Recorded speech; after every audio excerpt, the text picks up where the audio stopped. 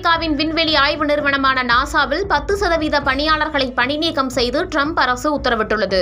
தற்காலிக பணியாளர்கள் முழுமையாக பணிநீக்கம் செய்யப்பட்டுள்ளது அமெரிக்க அறிவியல் இயக்கங்கள் மத்தியில் கண்டனத்தை ஏற்படுத்தியுள்ளது. புதிதாக பொறுப்பேற்றுள்ள அமெரிக்க அதிபர் டொனால்ட் ட்ரம்ப் நிதி மற்றும் நிர்வாக ரீதியில் அமெரிக்காவில் செலவை குறைக்கும் வகையில் பலவிதமான மாற்றங்களை ஏற்படுத்தி வருகிறார். அதில் ஒரு பகுதியாக மற்ற நாடுகளுக்கு அமெரிக்காவால் வழங்கப்படும் USAID என்கிற அமைப்பை கலைத்ததோடு உலக சுகாதார நிறுவனத்திற்கு அமெரிக்கா வழங்கி வந்த ஆதரவையும் நிறுத்தியுள்ளது.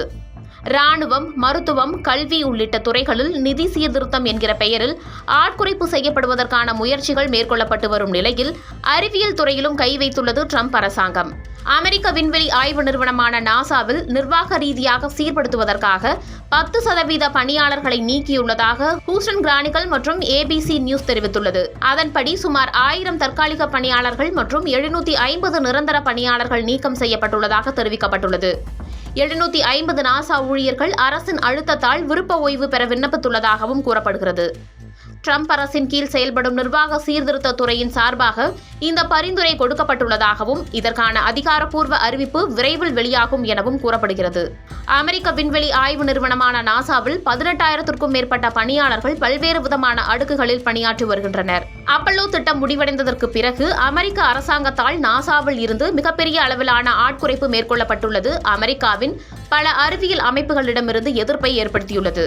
ஹன்ட்ஸ்வில்லில் செயல்படும் மார்ஷல் ஆராய்ச்சி மையத்தின் பணியாளர்கள் அதிக அளவில் வெளியேற்றப்பட்டுள்ளதாக தெரிவிக்கப்படுகிறது.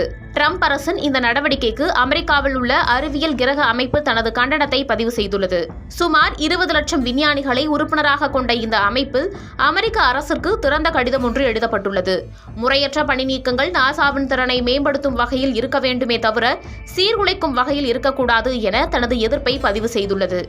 ஆனால் தற்போதைய பணி மாற்றங்கள் எந்த முக்கிய விஞ்ஞான திட்டங்களுக்கும் திறன் வாய்ந்த விஞ்ஞானிகளுக்கும் பாதிப்பை ஏற்படுத்தாது என தெரிவித்துள்ள வெள்ளை மாளிகை வட்டாரங்கள் நிர்வாக பணியில் ஈடுபட்ட ஊழியர்கள் மட்டுமே நீக்கப்பட்டுள்ளதாக தெரிவிக்கப்படுகிறது. ட்ரம்ப் அரசின் நிர்வாக சீர்திருத்த துறையில் செயலாளராக இருக்கும் எலான் மஸ்க் நடவடிக்கையாக இது பார்க்கப்படுகிறது.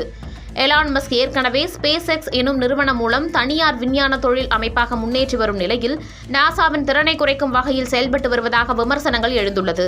நிதி மற்றும் நிர்வாக சீர்திருத்தத்தால் ட்ரம்ப் அரசாங்கம் பல்வேறு துறைகளில் ஆட்குறைப்பு நடத்தி வரும் நிலையில் உலகின் சக்திமிக்க அமைப்புகளில் ஒன்றான நாசாவில் கை வைத்திருப்பது உலக விஞ்ஞானிகளை அதிர்ச்சிக்குள்ளாக்கியுள்ளது.